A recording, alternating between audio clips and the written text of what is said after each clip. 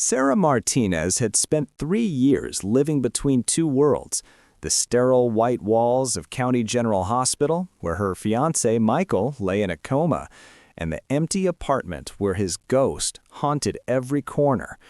She had become a master of routine, a prisoner of loyalty, a woman frozen in time.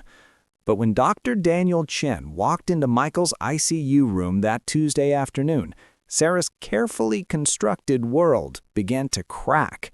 She didn't know then that the choice she would make in 6 months would not only change her life, but reveal a truth so devastating it would shake the very foundation of everything she believed about love, loyalty, and the lies we tell ourselves to survive.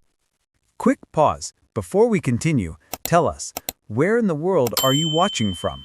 If you're enjoying these stories, make sure to hit subscribe, because tomorrow's episode is absolutely mind-blowing. The fluorescent lights in the ICU hummed their eternal song, a soundtrack Sarah had memorized over 3 years. She sat in the same uncomfortable chair, holding the same cold hand, whispering the same hopeful words to a man who never answered. Michael's chest rose and fell with mechanical precision, the ventilator breathing life into him while his mind remained somewhere Sarah couldn't follow. Sarah had been 25 when it happened. Michael was 27, full of life and plans. They were supposed to get married that fall. The invitations were already printed. Then came the accident, a drunk driver running a red light, Michael's car crumpling like paper, and 3 years of silence that followed. The doctors said there was minimal brain activity. They recommended letting him go. But Sarah couldn't. She was a nurse. She'd seen miracles. She believed in them. Every evening after her shift, Sarah would come to this room. She'd tell Michael about her day, about the patients she'd helped, about the weather, about nothing and everything. The other nurses had stopped questioning her dedication. Some admired it. Others pitied it. Most just saw it as tragic, a young woman wasting her youth on a ghost. Sarah had changed in 3 years. The bright-eyed nursing student who'd fallen in love with Michael's laugh had become someone harder, more worn. Her friends had drifted away, tired of canceled plans and conversations that always circled back to Michael. Her family had stopped suggesting she move on. Even Michael's parents had reduced their visits to once a month, their hope long since depleted. But Sarah remained, loyal, steadfast, trapped.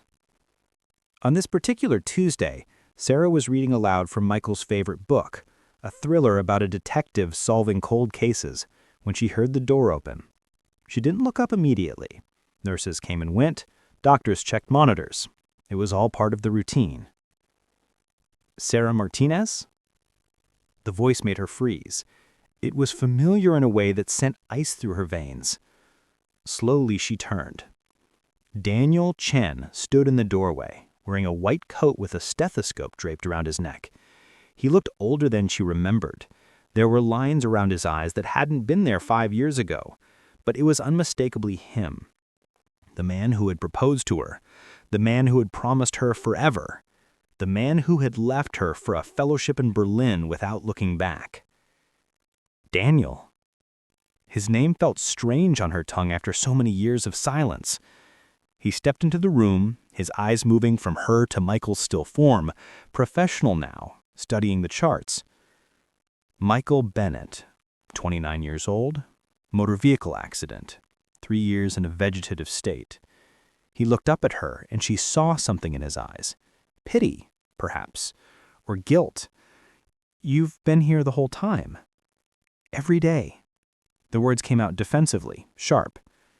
Daniel nodded slowly, then returned his attention to the charts.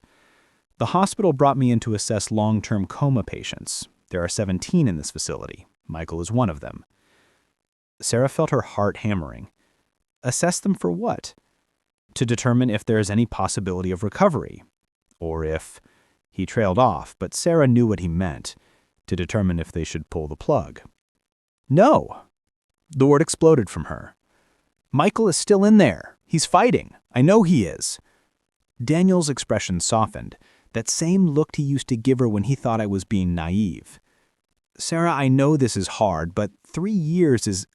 I don't need a lecture from you. Sarah's voice was cold now. You don't get to leave someone behind and then come back and tell them what's realistic. The barb hit its mark. Daniel flinched. That's fair, he said quietly. But my personal history with you doesn't change my professional responsibility. I need to conduct a thorough evaluation of every patient, including Michael. Sarah wanted to throw him out, wanted to scream that he had no right to be here, in this room, in her life again. But she was also a nurse. She understood the system.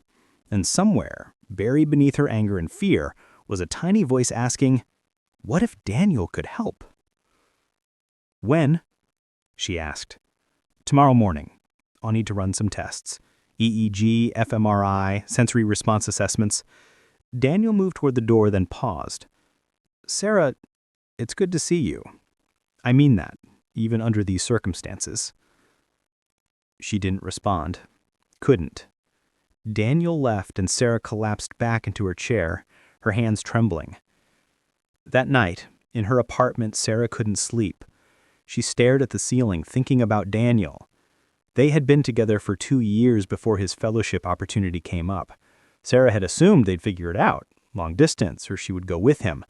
But Daniel had broken off their engagement instead, saying he needed to focus on his career, that he wasn't ready for marriage. The truth had hurt more than the loss. He had chosen his ambitions over her. Then 6 months later, she had met Michael. Sweet, attentive Michael, who worked as a teacher and loved classic movies and made her feel like she was enough. They'd fallen hard and fast. And just when Sarah had convinced herself that losing Daniel had been necessary to find Michael, the accident happened. Now Daniel was back, inserted into the most painful part of her life, holding Michael's future in his hands. The irony was almost too much to bear.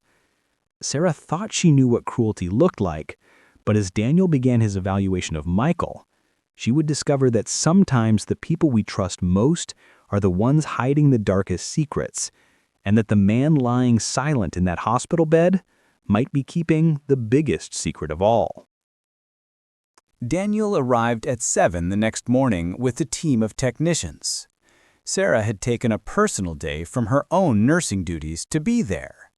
She wasn't going to leave Michael alone with Daniel, wasn't going to let him make decisions without her present. The evaluation was extensive.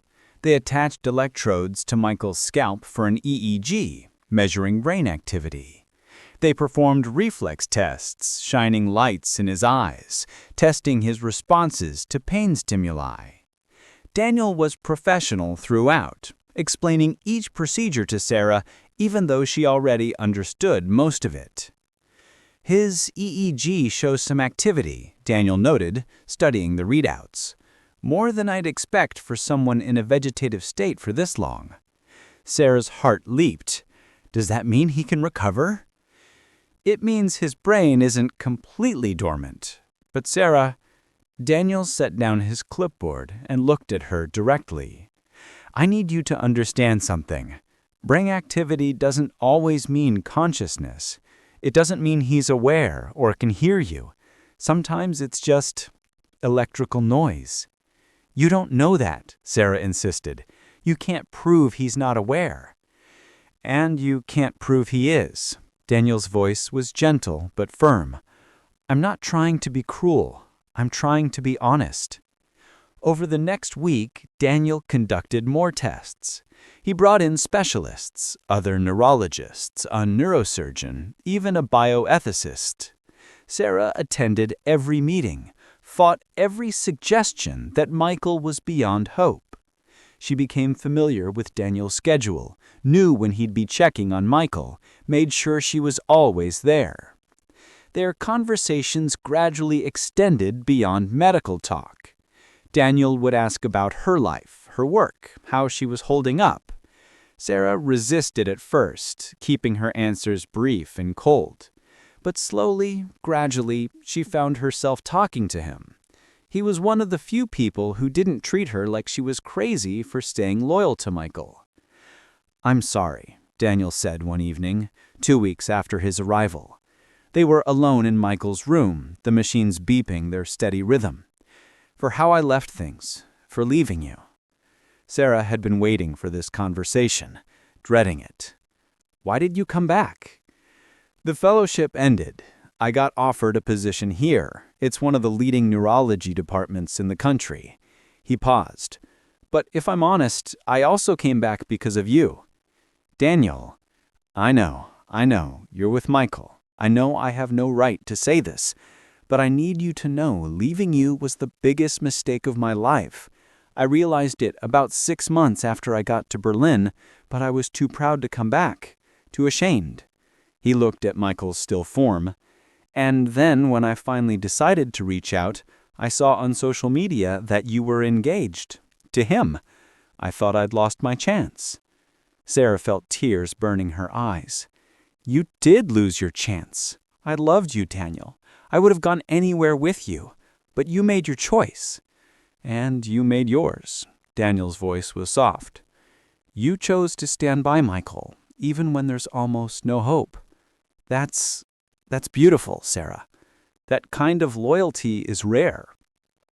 "Don't," Sarah whispered. "Don't try to make what you did okay by complimenting me." Daniel nodded, accepting the rebuke. "You're right. I'm sorry." But something had shifted between them. Over the following weeks, their conversations grew longer, more personal. Daniel would bring coffee for Sarah during her evening visits. She found herself looking forward to seeing him, even as guilt gnawed at her. He was easy to talk to, understood her medical knowledge, made her laugh for the first time in months. One night, after a particularly long day, Daniel offered to walk Sarah to her car. The parking garage was nearly empty, their footsteps echoing. "Can I ask you something? And please be honest with me." Sarah tensed. "What?" "Are you staying with Michael because you love him or because you feel obligated?" The question hit Sarah like a physical blow. She'd asked herself the same thing 1,000 times in the dark hours of the night. "Both," she admitted finally. "I do love him, but I can't be the person who gives up on someone. I can't be that cruel." "It's not cruel to acknowledge reality. It's not cruel to let yourself live." "Is that what you think I'm doing? Not living?" "I think you've been in suspended animation for 3 years. They'd reached her car. Daniel leaned against it, his expression serious. "I think you're terrified that if you let yourself move forward, it means Michael dies. But Sarah, he's already gone. His body is here, but Michael, the man you fell in love with, he's been gone for 3 years. Sarah's hands were shaking as she unlocked her car. "You should go. Sarah, please, just go." Daniel stepped back, hands raised in surrender. "Okay, I'm sorry. I pushed too hard." Sarah drove home in tears, Daniel's words echoing in her mind. Was she living or just existing? Had she been lying to herself about why she stayed? That night she looked through old photos of Michael, his smile, his eyes full of wife. She tried to remember what his voice sounded like and realized with horror that she couldn't quite recall it anymore. The next day at the hospital, Sarah found Daniel in his office reviewing files. She knocked on the doorframe. "I need to know," she said without a preamble. "Honestly, professionally, does Michael have any chance of waking up?" Daniel gestured for her to sit. He looked tired, like he hadn't slept well either. "Based on all the tests we've run, the realistic answer is no. The damage to his brainstem is extensive. Even if he did wake up, which is statistically almost impossible, he would likely have severe cognitive impairments. He wouldn't be the Michael you remember." Sarah had known this deep down, but hearing it stated so clearly made it real in a way it hadn't been before. "So, what do we do?" "That's not my decision to make. It's yours. You're listed as his medical proxy since his parents signed over authority to you." Daniel pulled out a folder. He spread several brain scans across his desk, pointing to various regions. This is Michael's initial scan from 3 years ago. This is from last month, and this is from last week. He traced his finger over the images. See this deterioration? His brain is atrophying. The longer he stays on life support, the more damage occurs. If there was any chance of recovery, it's diminishing every day. Sarah stared at the scans, her medical training warring with her emotional attachment. How long? Until what? Until there's no point in keeping him alive at all? Daniel met her eyes. Medically speaking, we probably passed that point 2 years ago. But ethically, emotionally, that's something only you can answer. Sarah left his office feeling hollowed out. She went to Michael's room and sat with him for hours, watching the machines breathe for him, wondering if she was being loyal or just selfish. Was she keeping him alive for him or for herself? That evening, Daniel found her still there. "Hey," he said softly, "you should go home. Get some rest." "I don't know how to let go," Sarah admitted, her voice breaking. "I don't know how to be the person who gives up." Daniel sat beside her, and without thinking, Sarah leaned against him. He wrapped an arm around her shoulders, and she let herself cry for the first time in months. He didn't offer platitudes or solutions. He just held her while she broke apart. When Sarah finally pulled away, embarrassed by her breakdown, Daniel gently wiped a tear from her cheek. "You're not giving up," he said. "You're letting go. There's a difference." Sarah looked at him, really looked at him, and saw the same man who'd once promised to love her forever. And terrifyingly, she felt something stir in her chest, something that wasn't grief or guilt, but hope. The possibility of a different future, a life beyond these white walls and beeping machines. "I should go," she whispered, standing quickly. But as she left, Daniel called after her.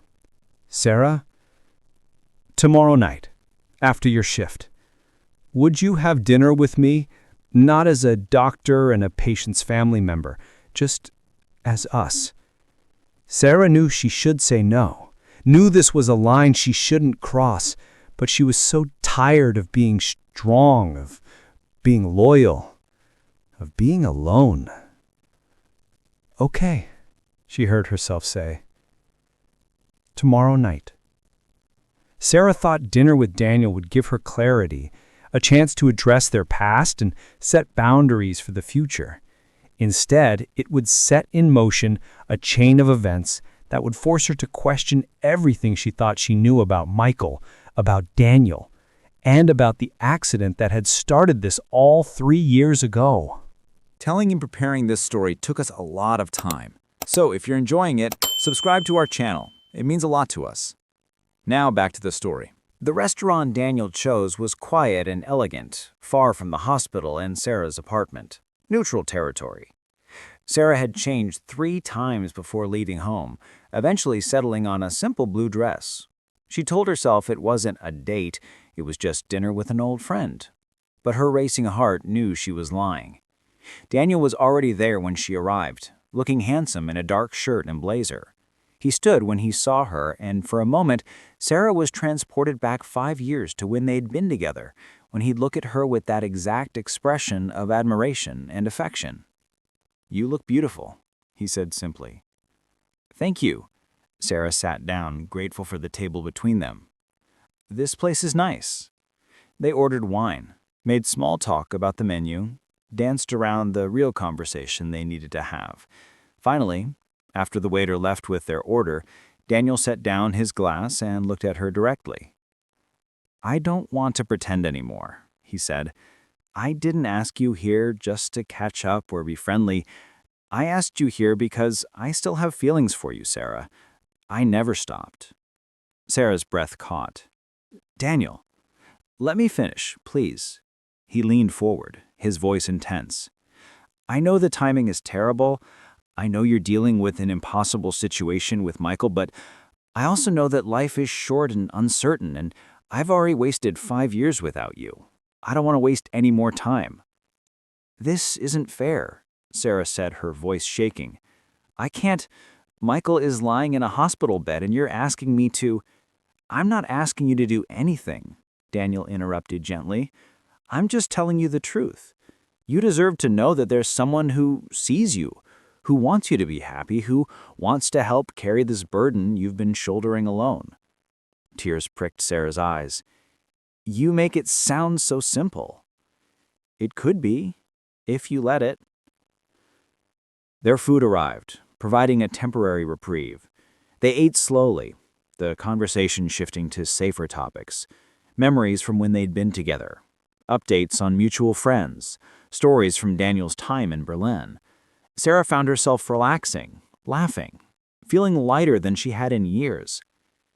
I missed this, Daniel said at one point. Just talking to you, being with you. I missed it too, Sarah admitted before she could stop herself. After dinner, Daniel walked Sarah to her car. The night air was cool, and without thinking, Daniel shrugged off his jacket and draped it over her shoulders. The gesture was so familiar, so intimate, that Sarah nearly cried. Thank you for tonight. I needed this more than I realized. We should do it again. Daniel moved closer, and Sarah's heart began to race. Sarah, I know you need time. I know this is complicated, but I want you to know I'm not going anywhere this time. Whatever you decide about Michael, about us, about your future, I'll be here. He was so close now that Sarah could smell his cologne, see the flecks of gold in his brown eyes. She knew it was about to happen, knew she should step away, but she didn't. When Daniel leaned in and kissed her, soft and gentle and full of promise, Sarah kissed him back. For those few seconds, everything else fell away. There was no hospital, no coma, no guilt. There was just the two of them and the possibility of something real and alive. When they finally pulled apart, Sarah was shaking. I shouldn't have— Shh. Daniel pressed his forehead against hers. Don't overthink it. Not tonight. Sarah drove home in a daze, her lips still tingling, her mind a chaos of emotions. What had she done? She'd betrayed Michael. She'd crossed a line she couldn't uncross. But God help her. She didn't regret it. That kiss had made her feel alive in a way she'd forgotten was possible. That night she couldn't sleep. She tossed and turned, guilt and desire warm within her. By dawn, she'd made a decision.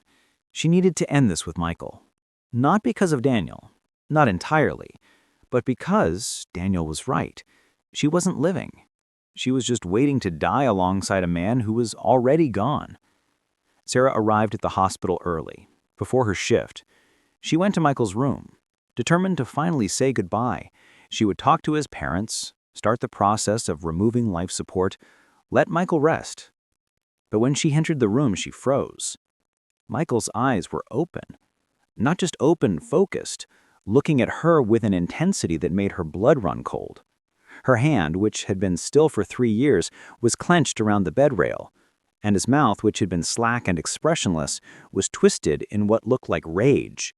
Michael, Sarah rushed to his side, her heart hammering. Michael, can you hear me? Oh my God, you're awake. She hit the call button, yelling for nurses, for Daniel, for anyone. Within seconds, the room filled with medical staff. Daniel pushed through, his eyes widening when he saw Michael's open eyes. This is impossible, Daniel breathed, immediately checking Michael's vitals, his pupils, his responses. He's awake. He's actually awake. The next hours were a blur of tests and examinations. Michael couldn't speak, but the ventilator had damaged his vocal cords. But his eyes tracked movement. He responded to commands, squeezing hands, blinking when asked to. The medical staff was astonished. No one woke up from a 3-year coma. It just didn't happen. Sarah was torn between euphoria and terror. Michael was awake. Her prayers had been answered. But the way he looked at her, there was something in his eyes that frightened her. Something cold and knowing. It's going to take time, Daniel explained to her in the hallway while other doctors examined Michael. His muscles have atrophied. He'll need extensive physical therapy, speech therapy, and we need to assess his cognitive function, see if there's any brain damage. But he's awake, Sarah said, still in shock. He's really awake. Daniel looked troubled. Yes, but Sarah, we need to prepare for the possibility that he's not the same person he was. Brain injuries can change personality, memory, everything. I don't care. He's alive. He's back. Sarah felt tears streaming down her face, but she didn't know if they were tears of joy or fear. Over the next week, Michael's condition improved rapidly. Too rapidly, Daniel noted with concern. He regained motor control faster than should have been possible. His cognitive tests showed no impairment. It was as if he had simply been sleeping and had now awakened completely intact.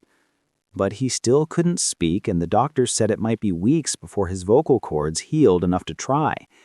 In the meantime, Michael communicated through writing, though his hand coordination was still shaky.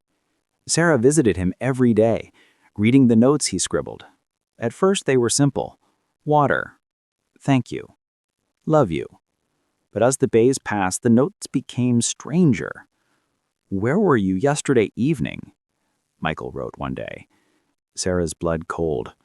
I was home, resting. Why? Michael's eyes bored into hers as he wrote, You smell different, like men's cologne. Sarah forced a laugh. The hospital always smells like various things. You're probably just getting your sense of smell back. But Michael's expression didn't change. He knew. Somehow, he knew. Sarah tried to dismiss her paranoia. Michael couldn't possibly know about Daniel. He'd been unconscious. But the notes kept coming, each one more unsettling than the last. Where is Dr. Chen? How long has he been here? Do you love him? Sarah stopped answering these notes, changing the subject, focusing on Michael's recovery. But the questions haunted her. She avoided being alone with Daniel, kept their interactions strictly professional. The kiss had been a mistake, a moment of weakness. Michael was awake now. That changed everything. Then, 2 weeks after Michael woke up, Sarah arrived for her evening visit to find Michael sitting up in bed, a physical therapist helping him practice moving his arms. He looked stronger already, more like his old self. When he saw Sarah, his face broke into a smile, but it didn't reach his eyes. The therapist left and Sarah sat in her usual chair. Michael picked up his notepad and wrote quickly, then held it up for her to read. I heard everything. Sarah's heart stopped. What do you mean? Michael wrote again. For 3 years, I heard every word. I was conscious the whole time. The room seemed to tilt. Sarah gripped the armrests of her chair. That's not possible. The brain scans showed I was locked in. Michael's handwriting was getting stronger, more aggressive on the page. Aware, but unable to move or respond. And I heard everything, Sarah. Every conversation. Every visitor. Every word you said to me. Sarah felt bile rising in her throat. If Michael had been conscious, if he'd heard everything. The doctor who left you, Daniel, he came back. You had dinner with him. Michael, I can explain. You kissed him. The words were underlined so hard the pen nearly tore through the paper. In the parking lot, I felt it. I felt your guilt when you visited me the next morning. I felt you pulling away. You couldn't have known. The doctor said. Michael threw the notepad at her, his face contorted with fury. It was the first real movement of anger he had shown, and it terrified Sarah. He grabbed a new sheet and wrote rapidly. I heard Daniel tell you I'd never wake up. I heard him convince you to let me go. I heard you agree. And then the night before you were going to sign the papers, I heard you making plans with him, a future with him. While I was lying here, fighting to move just one finger, fighting to wake up, you were falling in love with someone else. Sarah was crying now, her back against the door. I'm sorry, I'm so sorry. I thought you were gone. You thought wrong. Michael's eyes were cold, pitiless. And now I'm awake. So what are you going to do, Sarah? Are you going to stay, or are you going to leave me for the man who tried to convince you to kill me? Sarah thought she understood betrayal when Daniel left her 5 years ago. But as Michael's fury grew, and the truth about his miraculous recovery began to unravel, she would discover that everyone in this story had been lying. And the deadliest lie was the one Michael had been planning from the moment he opened his eyes. Sarah fled Michael's room in tears, nearly colliding with Daniel in the hallway. He caught her by the shoulders, his face instantly concerned. "Sarah, what happened? What's wrong?"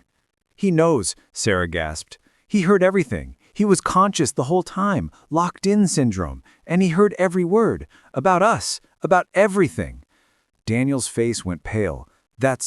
Sarah, that's not medically possible. All of his scans showed. He wrote it down." Sarah pulled away from Daniel, anger suddenly replacing her fear. "He said he heard you trying to convince me to let him die. He said he heard us in the parking lot. He knows about the kiss." Daniel ran a hand through his hair, looking stricken. "Jesus. Okay, I need to examine him again. This changes everything. If he was conscious, if he had locked-in syndrome and we missed it—" "You missed it," Sarah snapped. "You're the neurologist. You're the one who told me he was gone." "Sarah, I ran every test. There was no indication. Clearly there was, and you missed it." Sarah knew she was being unfair, that locked-in syndrome was notoriously difficult to diagnose, but she needed someone to blame. "You convinced me to give up on him. I gave you medical advice based on the evidence I had, and you were already considering it before I ever showed up.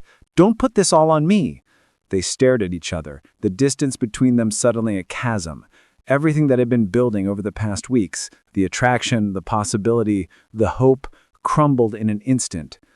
"I need to talk to him," Daniel said finally. "I need to assess his condition, understand what he experienced. This is an extraordinary case."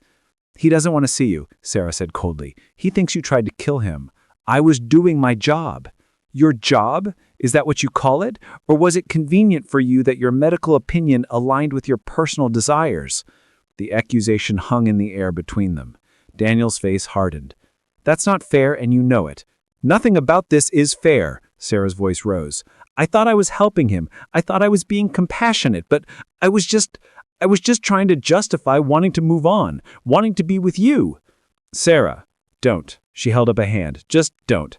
I need to focus on Michael right now. He's awake, he needs me, and I owe him that much after almost killing him."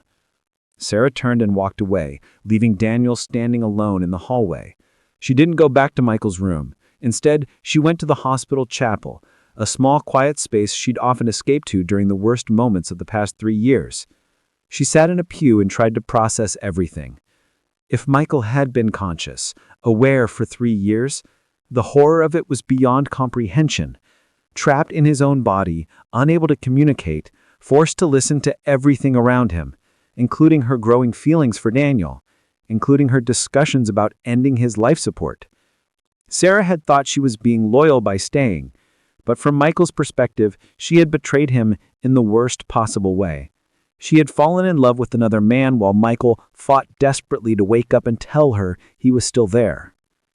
Over the next days, Sarah focused entirely on Michael's recovery. She helped with his physical therapy, brought him his favorite foods as he relearned to swallow, read to him from magazines and books. She avoided Daniel completely, requesting different doctors handle Michael's care. Michael's progress continued to astound everyone. Within 3 weeks of waking, he could walk with assistance. Within 4 weeks, he began speaking in a hoarse, damaged voice. His first clear words to Sarah were, "I forgive you." But she could see he didn't really. There was something cold behind his eyes, something that made her uneasy. When she tried to hold his hand, his grip was too tight. When she kissed his cheek, he turned his head so her lips met his, forceful and possessive. "We need to set a new wedding date," Michael said one evening, his voice still rough but getting stronger. "As soon as I'm discharged. I don't want to wait anymore." "Michael, you need to focus on recovery first." "I've done nothing but focus on recovery for 3 years," he interrupted. "I want to move forward. I want our life back. Unless," he tilted his head, studying her, "unless you'd rather be with him." "No," Sarah said quickly. "No, of course not. I want to be with you." But even as she said it, she wasn't sure if it was true. This Michael, the one who had emerged from the coma, wasn't the man she remembered. He was harder, colder, more controlling. The doctor said it was normal for brain injury patients to have personality changes, but Michael's scans showed no damage. This wasn't injury, this was something else. Sarah confided her concerns to one of the other nurses, a woman named Patricia who'd been working the ICU for 20 years. "I don't know what to do," Sarah admitted. "He's different. He's angry all the time. He watches me constantly. I feel like I'm being monitored." Patricia looked troubled. "Have you talked to Dr. Chen about this?" "Daniel and I aren't speaking." "Maybe you should be. Sarah, I've seen a lot of coma patients wake up over the years. Michael's recovery is unusual, too unusual. And some of the things he said to the staff when you're not around." She trailed off. "What things?" Patricia hesitated. "He asked one of the orderlies about hospital security schedules. He wanted to know which entrances had cameras, and he's been making phone calls. I don't know to who, but he's very secretive about it." A chill ran down Sarah's spine. "Why would he need to know about security?" "I don't know, but Sarah, be careful. I've learned to trust my instincts about patients, and something about Michael's recovery doesn't sit right with me." That night, Sarah couldn't shake Patricia's warning. She went to the hospital late after visiting hours, using her nurse's badge to access the ICU. She told herself she just wanted to check on Michael, make sure he was sleeping comfortably. But when she approached his room, she heard voices. Michael was talking to someone, his voice stronger and clearer than it should have been. Sarah pressed herself against the wall outside of his room, listening. "Don't care how you do it," Michael was saying. "I want information on Daniel Chen, where he lives, where he goes, everything. And I want the accident report from 3 years ago, the real one, not the sanitized version the police gave everyone." There was a pause. Michael was on the phone. "Yes, I'm sure. Something doesn't add up about that night. The drunk driver they caught. I want to know who he really was. And I want to know why Chen came back to the city exactly when he did. It's too convenient." Another pause. "Just do it, and keep me updated. I'll be discharged soon, and once I am, I'm going to get some answers." Sarah backed away from the door, her mind reeling. What was Michael talking about? What didn't add up about the accident? And why was he investigating Daniel? She left the hospital and drove aimlessly for an hour before finally going to the one person she knew could help her understand what was happening. Daniel. He opened his apartment door in sweatpants and a t-shirt, clearly not expecting visitors. When she saw Sarah, his expression shifted through surprise, concern, and wariness. "Sarah? It's midnight. What are you—" "I need to talk to you. I overheard Michael on the phone. He's investigating you and the accident. He said something about the drunk driver and that your return was too convenient." Daniel's face went carefully blank. "Come inside." Sarah entered his apartment, noticing for the first time how Spartan it was. Barely any furniture, no personal touches, like he'd been planning to leave at any moment. He gestured for her to sit on the couch and took a chair across from her, maintaining distance. "Tell me exactly what you heard." Sarah recounted the conversation as best she could remember. As she spoke, Daniel's expression grew darker, more troubled. When she finished, he was silent for a long moment. "There's something I need to tell you. Something I should have told you weeks ago, but I was afraid of how you'd react." Sarah's heart began to race. "What?" Daniel stood and walked to his kitchen, pouring himself a drink. He offered one to Sarah, which she shook her head. He downed the whiskey in one gulp before turning back to Sarah. "The night of Michael's accident, I was in Berlin. I had been for 4 years at that point, but I was following your life through social media. I saw when you got engaged to Michael. I saw how happy you looked. And it killed me, Sarah. It absolutely destroyed me." "Daniel, let me finish, please." He poured another drink. "I had been planning to come back, to try to win you back, to tell you I'd made a terrible mistake. But when I saw you with Michael, I realized I'd lost you for good. So I stayed in Berlin and tried to move on, tried to forget you. Then, one night I got a call from a friend who still lived here. He told me about the accident, that your fiancé had been hit by a drunk driver and was in a coma. And He paused, his voice thick with emotion. "I was relieved, Sarah. For just a moment, When I heard that Michael was out of the picture, I felt relief. And I've hated myself ever since. Sarah felt sick. Why are you telling me this? Because Michael knows. I don't know how, but he knows. And he thinks... He stopped shaking his head. He thinks I had something to do with the accident. The room seemed to spin. Did you? No. Daniel's response was immediate and fierce. God, no. I was in Berlin. I have time-stamped records, flight manifests, everything, proving I was thousands of miles away. But the timing of my return, it was because I heard about the accident. I came back ostensibly for the job, but really, I came back because I thought, maybe, just maybe, if Michael didn't survive, I'd have another chance with you. Sarah stood up, backing toward the door. I need to leave. Sarah, wait. I can't do this. I can't be in the middle of whatever this is between you two. Sarah, be careful. Please, just be careful around him. The doors closed on Daniel's worried face, and Sarah rode down in the elevator in silence, her mind a chaos of conflicting thoughts. Daniel's confession had shaken her. He'd admitted to hoping Michael would die, to coming back because of the accident. That was disturbing, morally questionable. But it wasn't proof of any wrongdoing. But his questions about Michael nagged at her. What did she really know about the man she'd agreed to marry? They'd fallen in love quickly, intensely. She'd been vulnerable after Daniel's abandonment, and Michael had been attentive, caring, perfect. Maybe too perfect.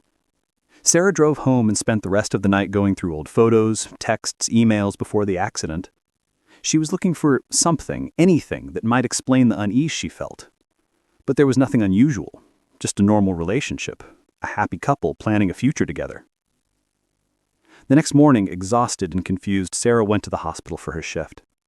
She avoided both Michael's room and Daniel's office, focusing on her other patients. But midway through the day, Patricia found her. Sarah, you need to see this. She handed her a folder. Michael's original medical records from the night of the accident. I pulled them from the archives. Sarah opened the folder and scanned the reports. Initial trauma assessment, admission notes, surgery records. Then she saw it. A note from the attending physician 3 years ago. A notation that had been overlooked or forgotten. Patient became agitated during initial examination, fighting restraints and attempting to speak despite intubation. Exhibited signs of consciousness and awareness. Required sedation. Follow-up. Consider locked-in syndrome versus traumatic brain injury. The note was dated the night of the accident, but there was no follow-up report, no further investigation into whether Michael had locked-in syndrome. The next notes in his chart, written by a different doctor the following day, described Michael as unresponsive and vegetative. Why wasn't this followed up on? Sarah asked, her hands shaking. Patricia pointed to the signature on the original note. That doctor quit the next day, personal reasons apparently, left the state. Michael was reassigned to a different care team, and this note got buried in the file. Sarah stared at the document, her mind reeling. Michael had been conscious, or at least showing signs of consciousness from the very beginning. Someone had sedated him, and then no one had checked if he might have locked-in syndrome. He'd spent 3 years trapped, aware, unable to communicate, while everyone assumed he was brain dead. The horror of it washed over Sarah. No wonder he was angry. No wonder he didn't trust the doctors. No wonder he was investigating everything. There's more, Patricia said quietly. The drunk driver who hit Michael, the one who supposedly caused the accident, he died in prison 6 months ago. Suicide, according to the reports. But, Sarah, he was never actually charged with drunk driving. What?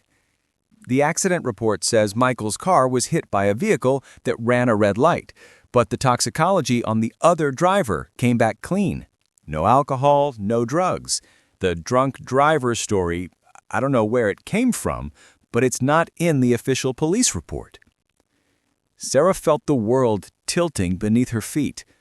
So what caused the accident? I don't know, but someone has been lying about it for 3 years. Sarah left work early, calling in sick. She needed to talk to Michael, needed to understand what was really happening. But when she arrived at his room, it was empty. A nurse told her Michael had checked out and medical advice. Panic rising, Sarah called Michael's cell phone. It rang 4 times before he answered. "Hello, Sarah." His voice was cold, clear, completely healed. "Where are you? They said you checked out." "I'm at home. Our home. I had them bring me to your apartment. I still have my key, remember?" Sarah's blood ran cold. "Michael, we need to talk." "Yes, we do. I think it's time for some honesty. Between all 3 of us."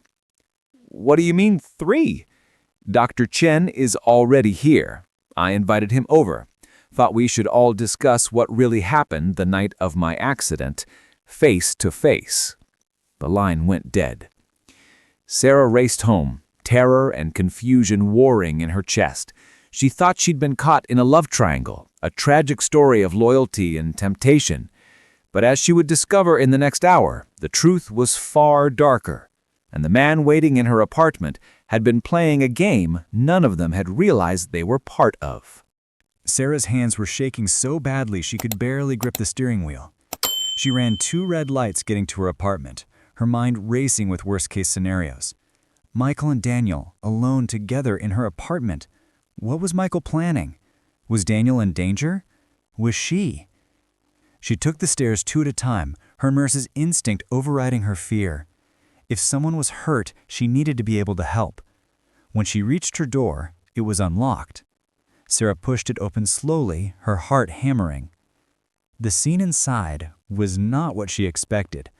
Michael sat in her armchair, looking perfectly composed, dressed in clothes he must have had delivered to the hospital. He looked healthy, strong, nothing like a man who'd been in a coma for 3 years and discharged from the hospital just hours ago. Daniel stood by the window, his posture tense, defensive. "Sarah," Michael said calmly, "please, sit down. We have a lot to discuss." "What's going on?" Sarah looked between the 2 men. "Michael, why did you bring Daniel here?" "Because it's time for the truth. All of it. From everyone." He turned his gaze to Daniel. "Let's start with you, Dr. Chen. Tell Sarah what you told me." Daniel's jaw was tight. "I don't know what you want me to. Tell her about the drunk driver, about what you discovered when you looked into the accident report." Sarah's breath caught. "Daniel, what is he talking about?" Daniel closed his eyes briefly, then met Sarah's gaze. "After our conversation last night, I couldn't sleep, so I did some digging, called in some favors with colleagues who have law enforcement connections." He paused. "The man who hit Michael's car wasn't drunk. He was a professional driver, former military, specialized in tactical vehicle operations." The room seemed to tilt. "What?" "The accident wasn't an accident," Daniel continued, his voice heavy. "Michael's car was deliberately hit. Someone paid that driver to run him off the road." Sarah sank onto the couch, her legs giving out. That's insane. Why would anyone?" "That's what I've been trying to figure out," Michael said quietly. He leaned forward, his hands clasped. "Sarah, I need to tell you something. Something I should have told you 3 years ago, but I thought I was protecting you." "Protecting me from what?" Michael took a deep breath. "My real name isn't Michael Bennett. It's Michael Brennan. And 3 years ago, I was working undercover." The words hung in the air like a bomb. Sarah stared at him, unable to process what she was hearing. "I'm an FBI agent," Michael continued.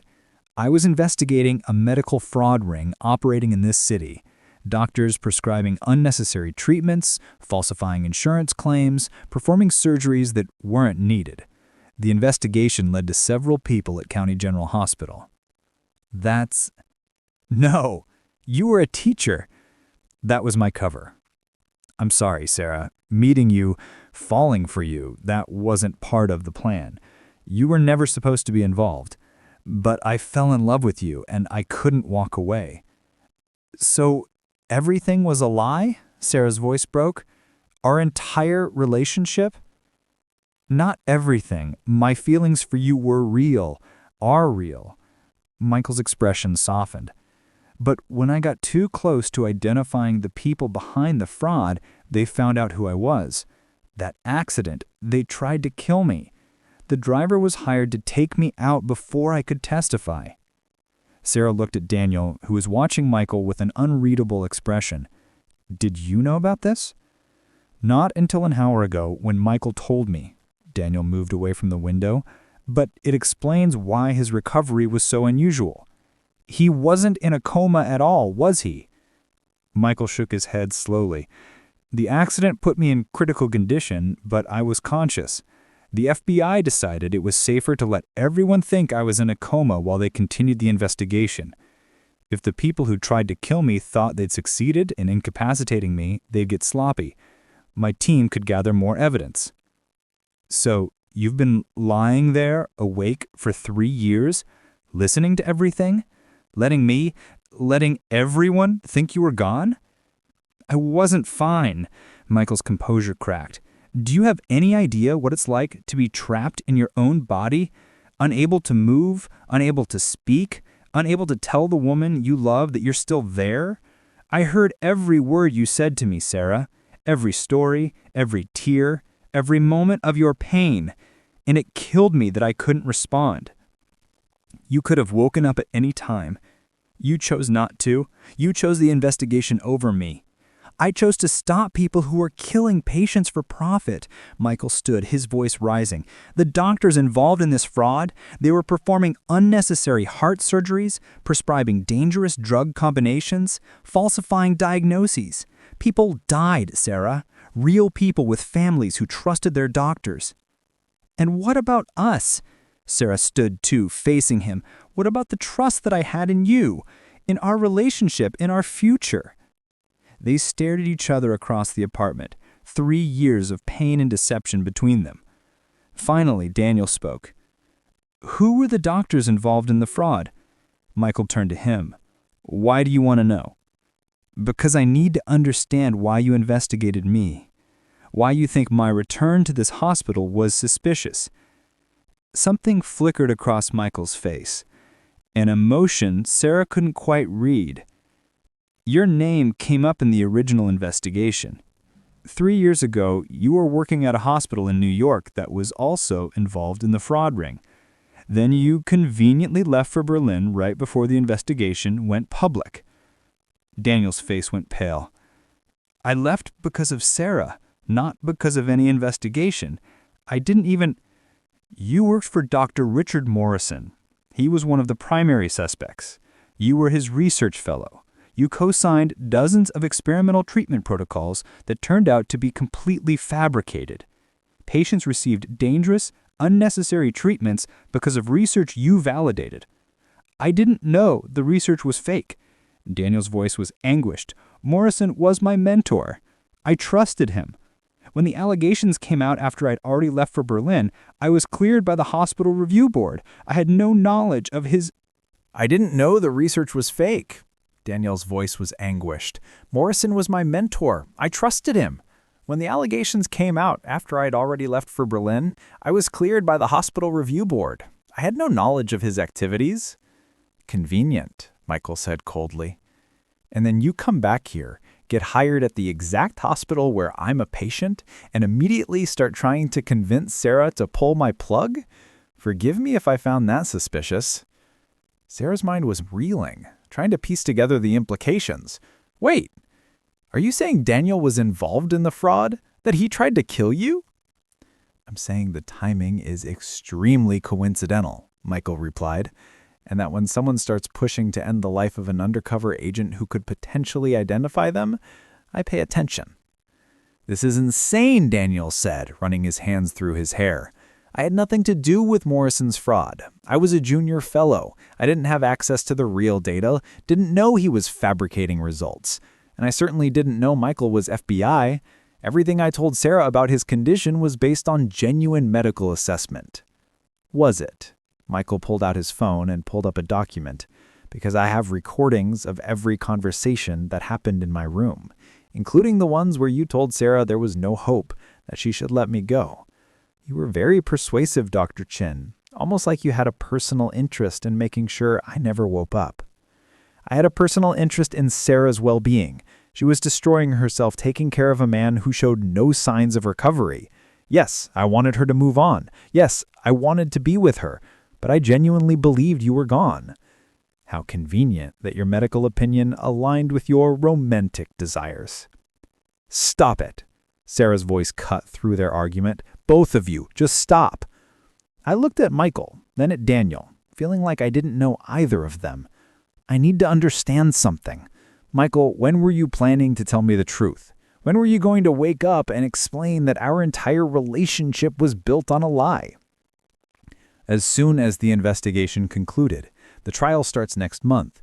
We finally have enough evidence to prosecute everyone involved. I was going to wake up, testify, and then come back to you and beg for your forgiveness. And if I'd already moved on? If I'd fallen in love with Daniel? Then I would have let you go, Michael said quietly. But when I heard you and Daniel getting close, heard you considering ending my life support, I realized I was running out of time. I had to wake up. I had to stop you before I killed you, Sarah finished bitterly. You keep saying that. But Michael, I never agreed to pull the plug. I came close. I considered it, but I never actually made that decision. You went to dinner with Daniel the night before you were scheduled to meet with the ethics board. You kissed him in the parking lot. You came to my room the next morning ready to say goodbye. I could hear it in your voice. And then you woke up, conveniently. Sarah's eyes narrowed. How did you wake up exactly when you needed to? If you'd been conscious the whole time, couldn't you have shown signs earlier, moved a finger, blinked in response to commands? Michael hesitated, and in that pause, Sarah saw the truth. You could have, she breathed. You could have communicated at any time, but you chose not to. Even after you heard me falling for Daniel, even after you knew I was considering letting you go, you stayed silent. Why? The investigation? No, Sarah shook her head.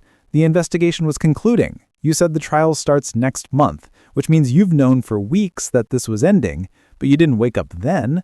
You waited until you heard me with Daniel.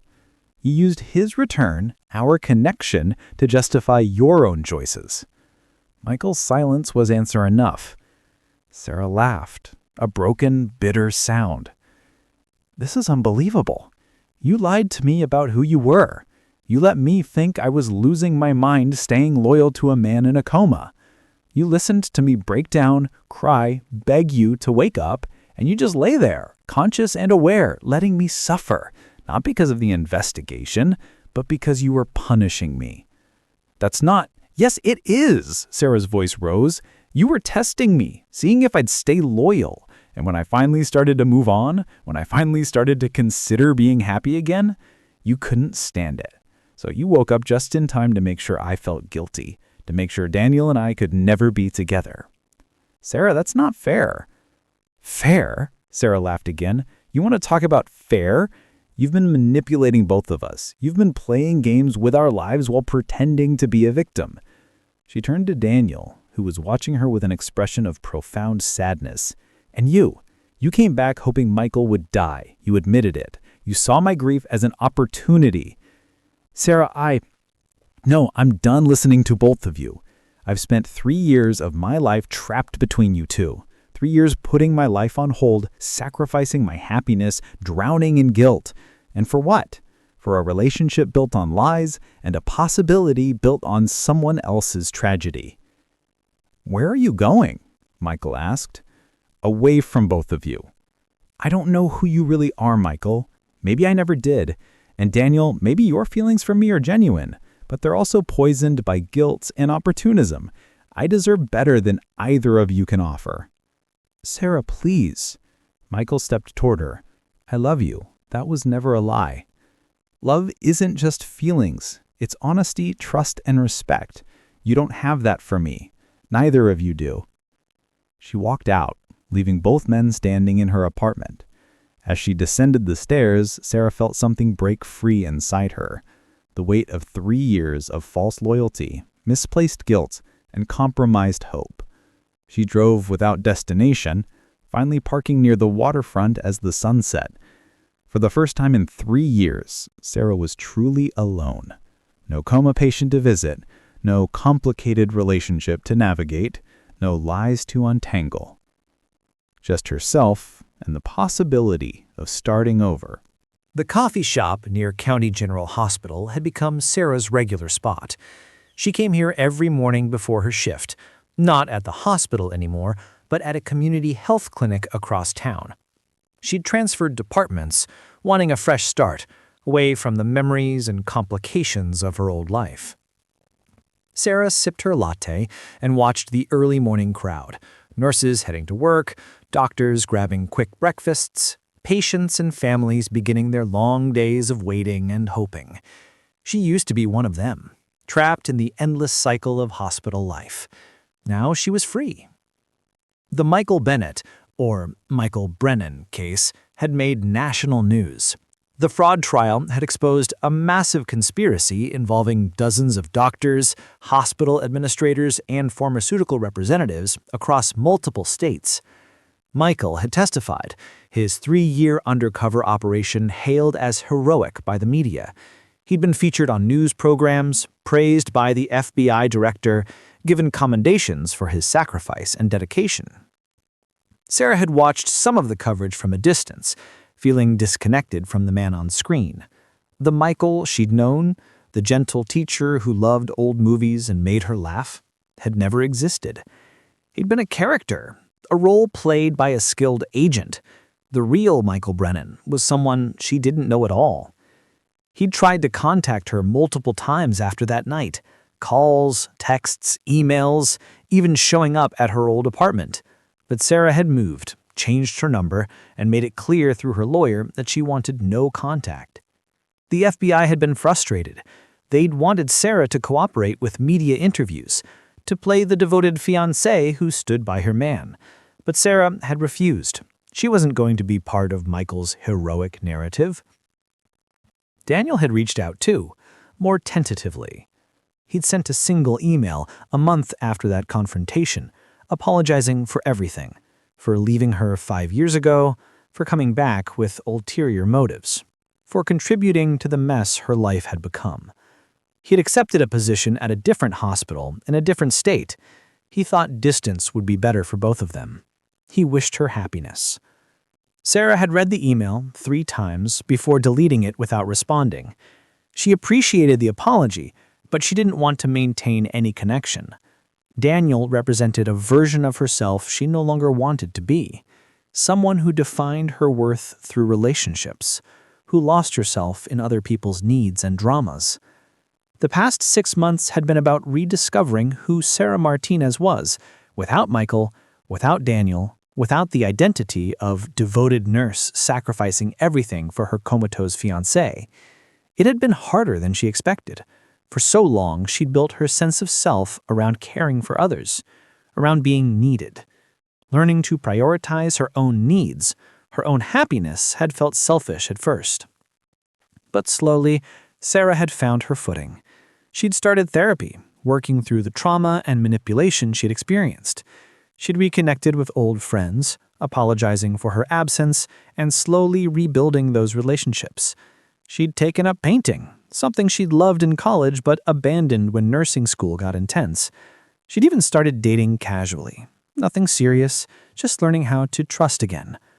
The biggest change had been her job. Working at the community clinic meant seeing patients who were awake, communicative, grateful for care. She helped people manage chronic conditions, provided health education, built relationships based on honest communication and mutual respect. It was healing in a way she hadn't expected. Sarah? She looked up from her coffee to see Patricia, her former colleague from the ICU, standing beside her table with a warm smile. Patricia, hi! She stood and hugged her. What are you doing here? Same as you. Caffeine before shift. She gestured to the chair across from Sarah. Mind if I sit? Please. They caught up for a few minutes, Patricia sharing hospital gossip and Sarah talking about her work at the clinic. It felt good, normal, like a piece of her old life that wasn't tainted by everything that had happened. "I saw Michael on the news," Patricia said eventually, her tone careful. "The trial, all of it, that must have been surreal for you." "That's one word for it," Sarah traced the rim of her cup. "Mostly, it just felt like confirmation that I made the right choice walking away." "For what it's worth, I think you did too." Patricia reached across the table and squeezed Sarah's hand. "You deserve someone who's honest with you from the start." Sarah smiled. "I'm actually okay being alone right now. Learning to be enough for myself, you know? That's healthy." Patricia glanced at her watch.